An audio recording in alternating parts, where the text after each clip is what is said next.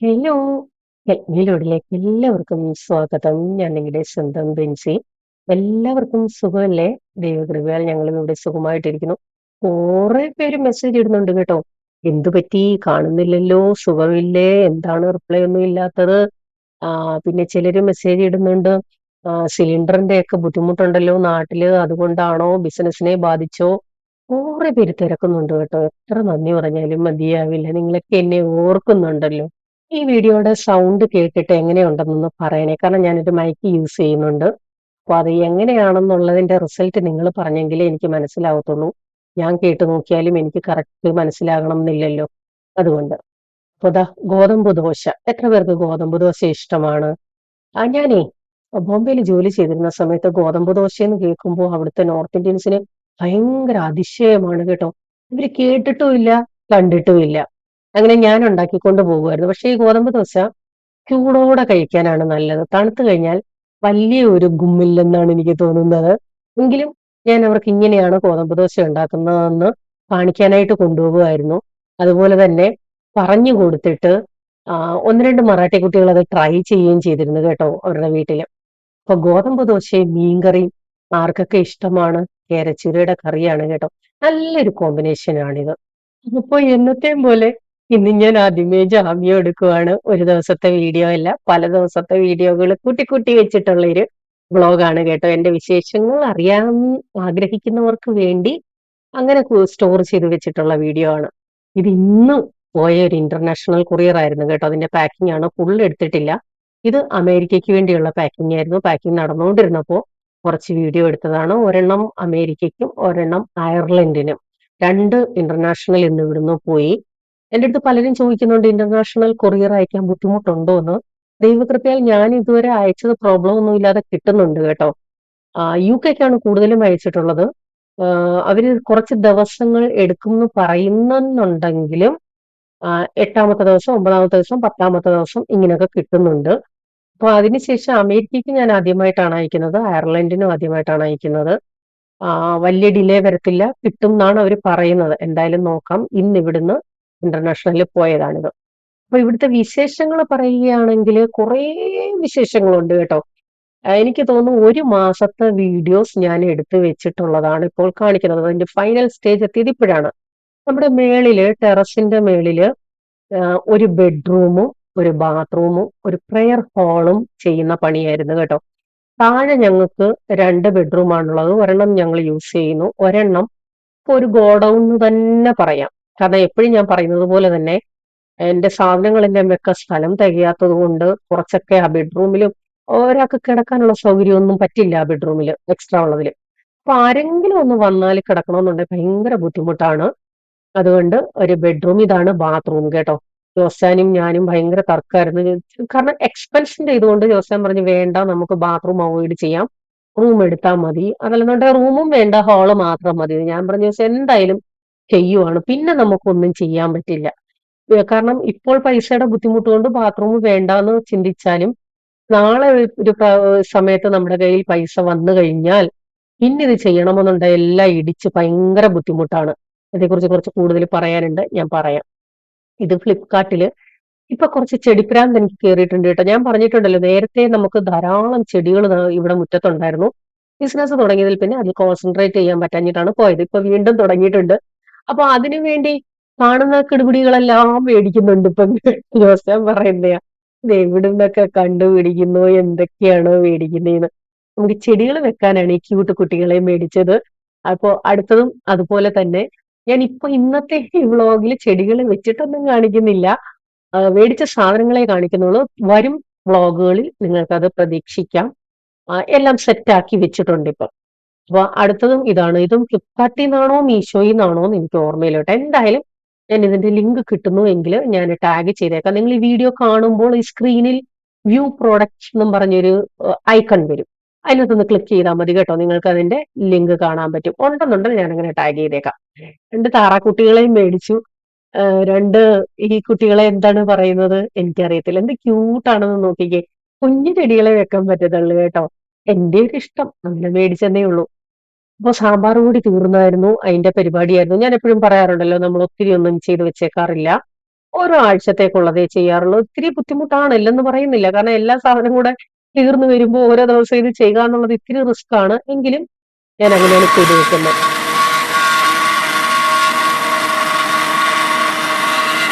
ചില വ്ലോഗിലൊക്കെ ഞാൻ ഈ മിക്സിയെ കാണിച്ചപ്പോ എങ്ങനെയുണ്ട്, ഞാൻ ആ വ്ലോഗിൽ തന്നെ പറഞ്ഞിട്ടുണ്ടായിരുന്നു. പക്ഷെ ഫുള്ള് എല്ലാരും കേൾക്കണമെന്നില്ലല്ലോ വീഡിയോ. അപ്പോ അതാണ് വീണ്ടും അതിന്റെ സൗണ്ട് ഒന്ന് കേൾപ്പിച്ചത് കേട്ടോ. അത്യാവശ്യം നല്ല സൗണ്ട് ഉണ്ട്. പിന്നെ എനിക്ക് കുഴപ്പമില്ല. പക്ഷെ ഭയങ്കരമായിട്ട് കൂടുതലായിട്ട് പൊടിക്കേണ്ടവർക്ക് ഇത് പറ്റുമോ എന്ന് എനിക്കറിയില്ല കേട്ടോ. എന്റെ കാര്യങ്ങൾ നടക്കുന്നുണ്ട്. നന്നായിട്ട് പൊടിഞ്ഞു കിട്ടുന്നുണ്ട്.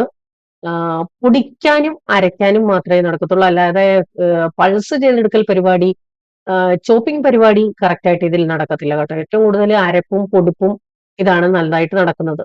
ഞാനിപ്പോ ദോശയ്ക്കൊക്കെ അരി ഉഴുന്നും ഒക്കെ ഇടുവാന്നേലും ഇതിനകത്താണ് അരച്ചെടുക്കുന്നത്. ഒറ്റ പ്രാവശ്യമായിട്ട് അങ്ങ് അരച്ച് കിട്ടുമല്ലോ, പലപ്പോഴായിട്ട് അരയ്ക്കണ്ട.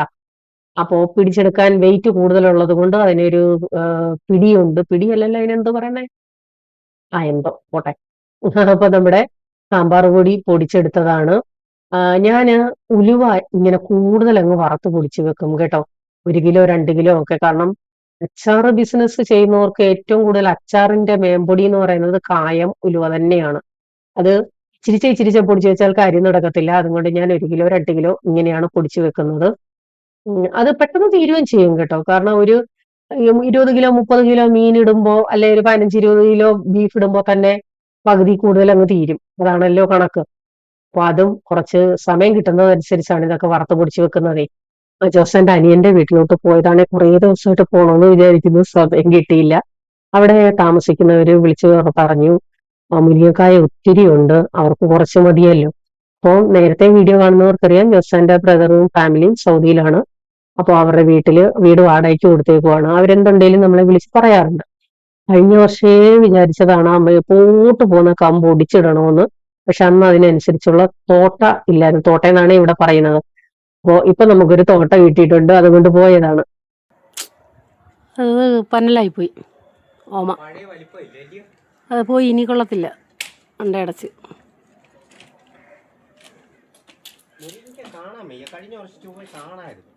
ഇലയുണ്ട് ഇഷ്ടം പോലെ. ഇല പൊഴിഞ്ഞിട്ടില്ല. ഇല അതിൻ്റെ ആവശ്യമില്ല. കമ്പെ പിടിച്ച് കുലിക്കിയാൽ മതി. നെറ്റ് വേണ്ട. അത് വേണം. നെറ്റ് വേണ്ടെന്ന് പറഞ്ഞു. നല്ല ലൈറ്റ് വേണേ, അല്ലേ അത് അതിൽ പിടിച്ചിരിക്കും.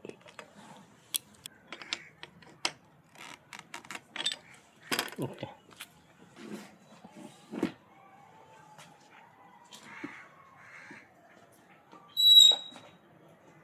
ഇത്രയല്ലേ മൊത്തം? ഞാൻ എവിടെ പറിക്കും. കമ്പിങ് ഓടിച്ചോ, ആകെ പോട്ടെ.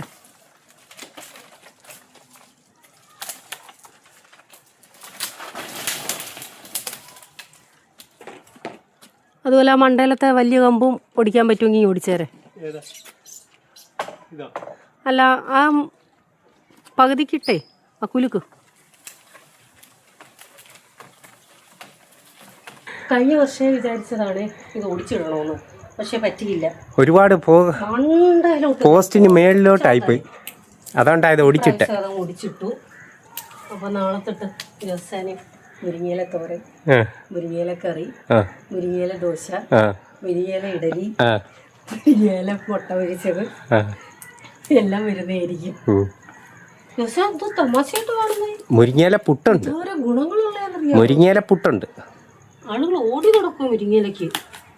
മുരിങ്ങയിലപ്പൊടി മാത്രം വിറ്റ് ബിസിനസ് ചെയ്ത് നല്ല രീതിയിൽ ബിസിനസ് ചെയ്ത് എക്സ്പോർട്ട് ചെയ്യുന്നവരുണ്ട്, അറിയാമോ? ഉണ്ട്. അപ്പം മുരിങ്ങയെ പുച്ഛിക്കരുത്. മുരിങ്ങ ഞാൻ പുച്ഛിച്ചില്ല. ഇനിയിപ്പോ അടുത്തത് പറിച്ചിടണ്ടേ? ഇത് എടുക്കട്ടല്ലേ, ഇത് അങ്ങ് ചന്നം പിന്നുമായി പോവും. അതും ഇതും എല്ലാം പറിച്ചിടണം.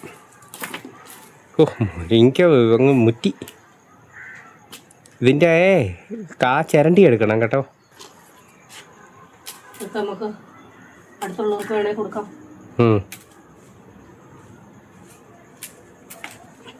എത്ര ദിവസമായിട്ട് വരണമെന്ന് വിചാരിക്കും.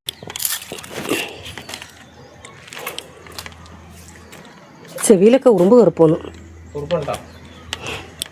ഈ മുരിങ്ങക്കായ ഉണ്ടല്ലോ കണ്ടാ മുറ്റിപ്പോയെന്ന് തോന്നും, പക്ഷെ അല്ല. നല്ല മുരിങ്ങക്കയാണ്, മുറ്റിയിട്ടില്ല. ആ, വലിയ മുരിങ്ങക്കയാണ് കേട്ടോ. ഞാൻ ഇതിന്റെ കമ്പ് 1-2 പ്രാവശ്യം കൊണ്ടുവച്ച് നോക്കി, പക്ഷെ പിടിച്ചില്ല. കാരണം ഞങ്ങൾക്ക് ഇവിടെ ചോലയാണല്ലോ, എത്ര കൊണ്ടുവച്ചാലും പിടിക്കണമെന്നില്ല. ഇത് കൊണ്ടുവന്ന് കഴിഞ്ഞ ശേഷമുള്ള പണിയാണ് ഒരു പണി. കാരണം എല്ലാ വീടുകളിലും ഇത് ഡിവൈഡ് ചെയ്യണം. ഒരു 7-8 വീടുകളിൽ ഞാനിത് വെച്ച് കൊടുത്തു. ചിലർക്ക് മുരിങ്ങയ്ക്ക മതി, ഇല വേണ്ടാന്ന് പറഞ്ഞവരുണ്ട്. ഇല മതി, മുരിങ്ങയ്ക്ക വേണ്ടാന്ന് പറഞ്ഞവരുണ്ട്. രണ്ടും വേണമെന്ന് പറഞ്ഞവരുണ്ട്. ഓരോരുത്തർക്കും അവരവരുടെ ഇഷ്ടമനുസരിച്ച് കൊടുത്തു കേട്ടോ. കാരണം എല്ലാം കൂടെ നമ്മള് ഇവിടെ വെച്ചിട്ടും കാര്യമില്ലല്ലോ. കാരണം ഞങ്ങളുടെ അയൽ വീടുകളിൽ എന്തുണ്ടെങ്കിലും ഞങ്ങൾക്കും കിട്ടാറുണ്ട്. അപ്പൊ ഇതുപോലെ കിട്ടുമ്പോഴേ എനിക്ക് എല്ലാവർക്കും കൊടുക്കാൻ പറ്റത്തുള്ളൂ. അല്ലെന്നുണ്ടെങ്കിൽ എന്റെ വീട്ടിൽ നിന്ന് വരുമ്പോ എന്തെങ്കിലും കൊണ്ടുവരുവാണെങ്കിൽ അതും ഡിവൈഡ് ചെയ്യാറുണ്ട്. എന്തുണ്ടെങ്കിലും അങ്ങോട്ടും ഇങ്ങോട്ടും ഷെയർ ചെയ്യാറുണ്ട്.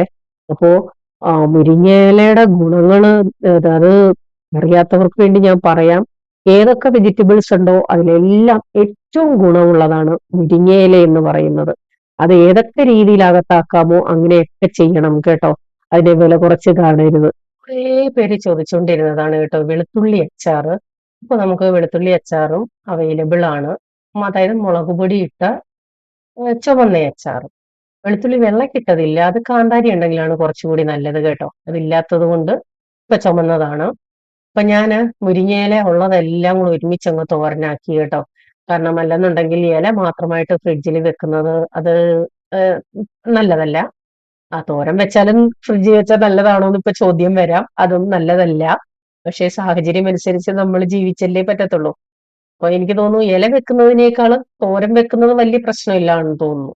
അതുകൊണ്ട് ഇത് വലിയ ഉരുളിയാണ് എടുത്തിരിക്കുന്നത്. കാരണം വിശാലമായിട്ടൊന്ന് ഇളക്കാനുള്ള പരുവത്തിനെ നല്ല ഇലയായിരുന്നു കേട്ടോ. കാരണം സാധാരണ മുരിങ്ങയില തോരൻ വെക്കുമ്പോ അങ്ങ് പെട്ടെന്ന് അങ്ങ് കുറയും. പക്ഷെ ഇതൊട്ടും കുറഞ്ഞിട്ടില്ല. എത്രയുണ്ടോ അത്രയും തന്നെ ഉണ്ട്. അപ്പൊ ഇന്നത്തെ വിഭവങ്ങൾ മൊത്തം മുരിങ്ങയാണ്.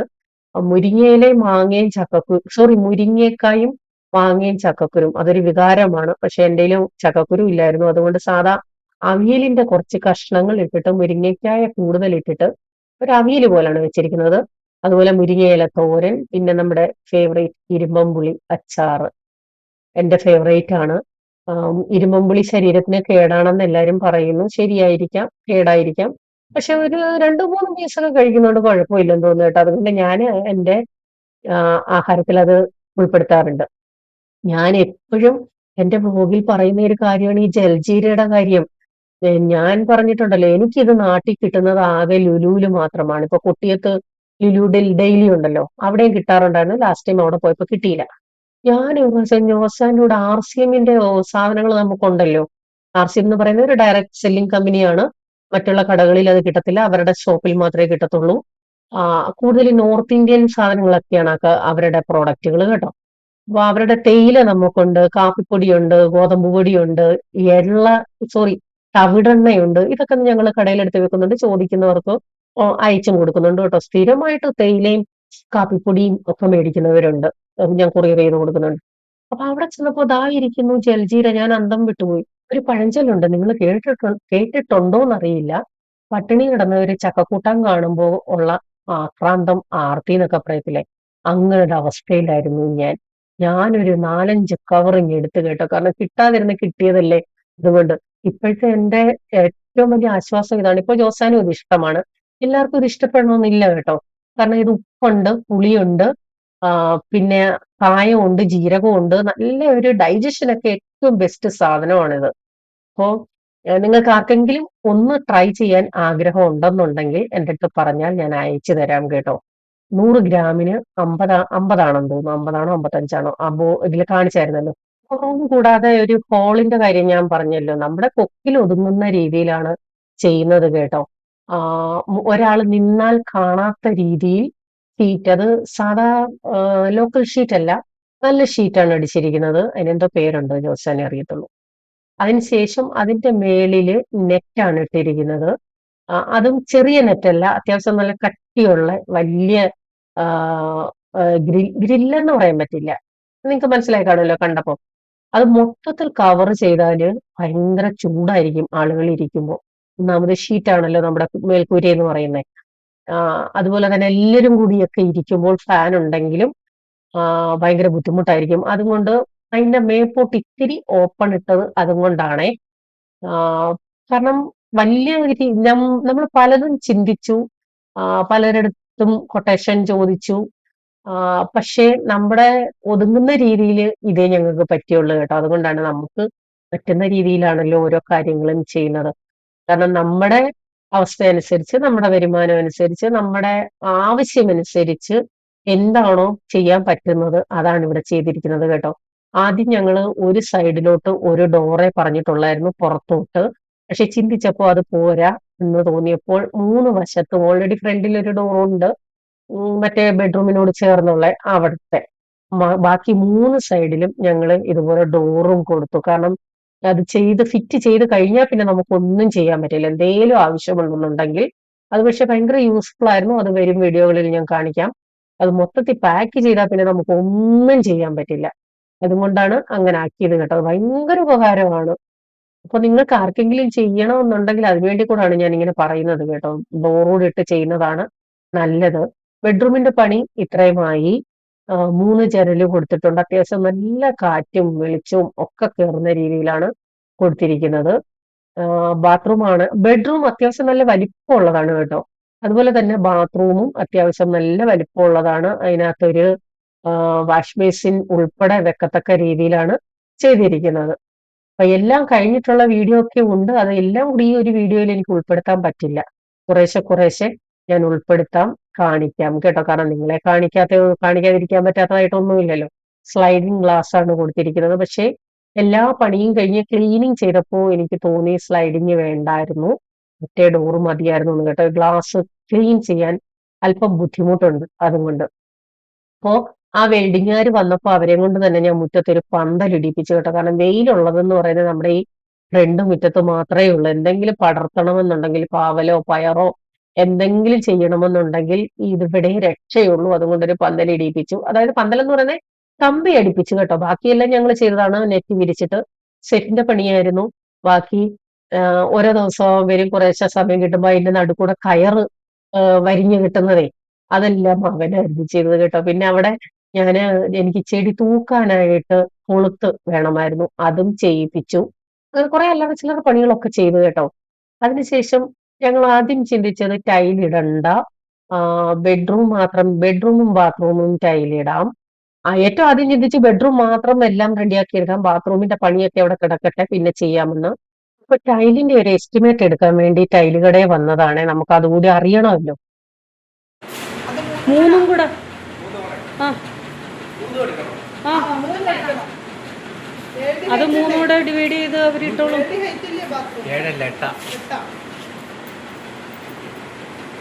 ഞങ്ങളുടെ വീഡിയോ സ്ഥിരമായിട്ട് കാണുന്ന എല്ലാവർക്കും അറിയാം ഞങ്ങൾ എങ്ങനെയാണ് ഓരോ കാര്യങ്ങളും സ്റ്റെപ്പ് ബൈ സ്റ്റെപ്പ് ആയിട്ട് ചെയ്യുന്നതിന് കേട്ടോ. എടുത്തു ചാടി ഒന്നും ഇതുവരെ ചെയ്തിട്ടില്ല. നമ്മുടെ കൊക്കിന് ഒതുങ്ങുന്ന രീതിയിൽ. തീർച്ചയായിട്ടും ലോൺ ഉണ്ട്, ഇല്ലെന്ന് പറയുന്നില്ല. പക്ഷേ ഒരു ആവശ്യത്തിന് വേണ്ടി ഒരു ലോൺ എടുത്താൽ അത് തീർന്നു കഴിഞ്ഞിട്ടായിരിക്കും അടുത്തത് ചെയ്യുന്നത്. എടുത്താൽ പൊങ്ങാത്ത ലോൺ എടുക്കാറുമില്ല കേട്ടോ. നമ്മളെ കൊണ്ട് പിടിച്ചു നിൽക്കാൻ പറ്റും. 1 മാസം അടവ് വന്നില്ല എന്നുണ്ടെങ്കിൽ അത് അഡ്ജസ്റ്റ് ചെയ്യാൻ പറ്റും. അങ്ങനെയൊക്കെയുള്ള ഒരു ചെറിയ ചെറിയ രീതിയിലേ ചെയ്യാറുള്ളൂ. ഇതും അങ്ങനെ തന്നെയാണ്.